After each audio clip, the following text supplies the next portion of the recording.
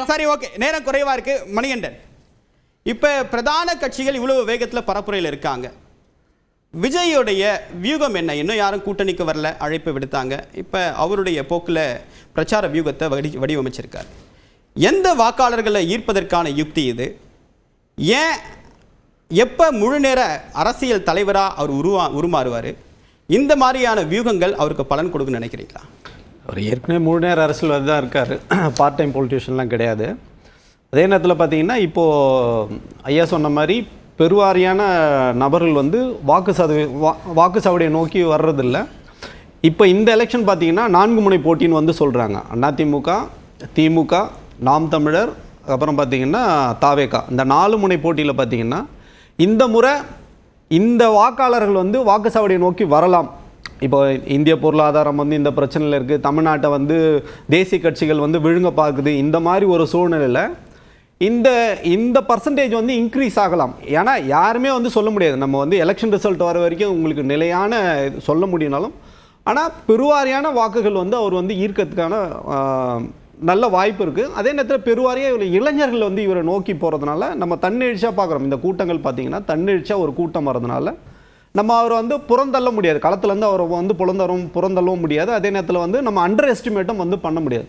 அதனால் நம்ம என்னன்னா அவங்க இப்போ இந்த மாதிரி மெயின் பிளேயர்களே வந்து வேகமாக போகும்போது இன்னும் துரிதமாக அவங்க வந்து போகணுன்றதான் இப்போ அவங்களுக்கு பெரிய சேலஞ்சாக இருக்குது. என்னென்னு பார்த்தீங்கன்னா இன்னும் வந்து துரிதப்படுத்தணும், இன்னும் வந்து கூர்மையாக வந்து மக்கள்கிட்ட வந்து அவங்க கருத்துக்களை வந்து எடுத்துகிட்டு போய் சேர்த்தாங்கன்னா களம் வந்து இங்கே எல்லாருக்குமே சாதகமாக தான் இருக்குது. இல்லை யாருமே வந்து சொல்ல முடியாது.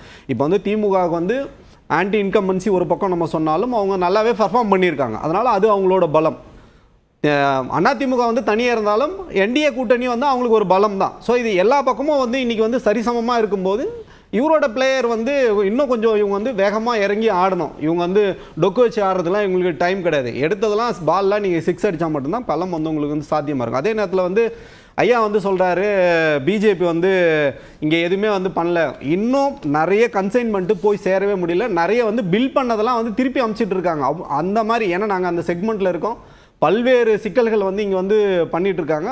தமிழ்நாட்டிலேருந்து அரசியல் கட்சிகள் பெருசாக பேசுனாலும் பிஜேபி வந்து நிச்சயமாக இங்கே வந்து எந்த அளவுக்கு வந்து அதிமுக வந்து கட்சியை வந்து உடைக்கணும், ஓட்டுகளை வந்து எடுக்கணும்னு நினைக்கிற மாதிரி தமிழ்நாட்டுக்கான நிதிகளை வந்து குறைஞ்சபட்சம் இந்த நேரத்தில் இந்த மாதிரி ஒரு இக்கட்டான சூழ்நிலை அவர் நிதிகளை வந்து குறைஞ்சபட்சம் அவங்க வாக்குக்காது அந்த நிதிகளை வந்து விடுவிக்கணும், மக்கள் வந்து சுமூகமாக இருக்கணுன்றதான் தலைப்பை ஒட்டிய கேள்வியை மக்கள் மன்றத்தில் முன் வச்சிருந்தோம். அந்த மக்கள் என்ன தீர்ப்பளிச்சிருக்காங்க அப்படின்றத பார்க்கலாம். தேர்தலுக்கு பல மாதங்களுக்கு முன்பே இபிஎஸ், உதயநிதி, விஜய், அன்புமணி, பிரேமலதா பரப்புரை களத்திற்கு வந்திருப்பது பலத்தை காட்டுவதற்கா, கட்சியினரை தயார்படுத்துவதற்கா, மக்களை திரட்டுவதற்கா, போட்டி கடுமையாக இருப்பதாலா அப்படின்ற 4 வாய்ப்புகளை கொடுத்திருந்தோம். பலத்தை காட்டுவதற்கு அப்படின்னு சொல்லி 47 விழுக்காட்டினரும், கட்சியினரை தயார்படுத்துவதற்கு 20 விழுக்காட்டினரும், மக்களை திரட்டுவதற்கு 6 விழுக்காட்டினரும், போட்டி கடுமையாக இருப்பதால் அப்படின்னு 27 விழுக்காட்டினர் சொல்லியிருக்காங்க.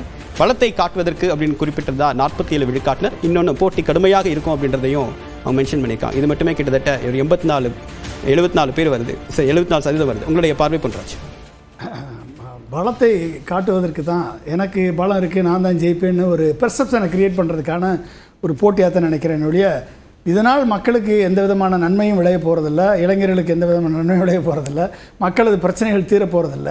இவர்கள் வந்து தங்களது பவரையும் தங்களது செல்வாக்கையும் தங்களது இதையும் காண்பிப்பதற்காக தான் இது வர்றாங்க. ஆக்சுவலாக நீங்கள் வந்து எலெக்ஷன் அனௌன்ஸ் பண்ண பிறகு தான் எலெக்ஷன் பிரச்சாரம் வரணும். அது கம்மியான நாள் கொடுக்கறதுனால அட்லீஸ்ட் ஒரு 3 மாதத்துக்கு முன்னால் கூட ஆரம்பிக்கலாம்.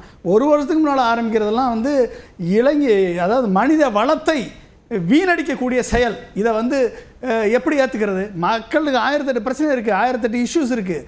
இந்த பிரச்சனைகளை எல்லாம் சரி பண்ணுவதற்கு தனது எனர்ஜியை பயன்படுத்த தவறிய கட்சிகள் இன்றைக்கி வந்து எலெக்ஷன் பிரச்சாரம்னு 1 வருஷத்துக்கு முன்னால் ஆரம்பிக்குது. அப்படின்னா என்ன அர்த்தம்?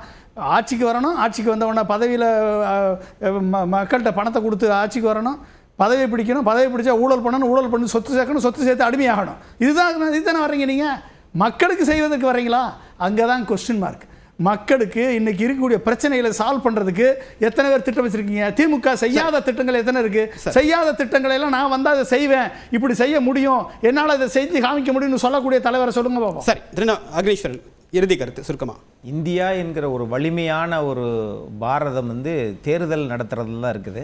அதனால் தமிழ்நாட்டை பொறுத்தளவில் இங்கே வந்து இரு முனை கூட்டணி தான். எப்படின்னா திமுக கூட்டணி, அதிமுக கூட்டணி, இந்த ரெண்டுக்கும் தான் போட்டி. மக்கள் யாரை ஆதரிக்கிறார்கள் என்பதை முன்கூட்டியே போவது ஒன்றும் தவறில்லை. நான் 5 வருஷம் ஜெயிச்சிட்டேன், போகவே வேண்டாம் அப்படின்லாம் ஜனநாயகத்தில் எந்த யுக்தியையும் பயன்படுத்தலாம் என்பதுதான் என் பார்வை. சரி, ஓகே. நிகழ்ச்சியில் கலந்து கொண்டு நிறைய கருத்துக்களை பயந்துட்டீங்க. கருத்துக்களுக்கு மிக்க நன்றி.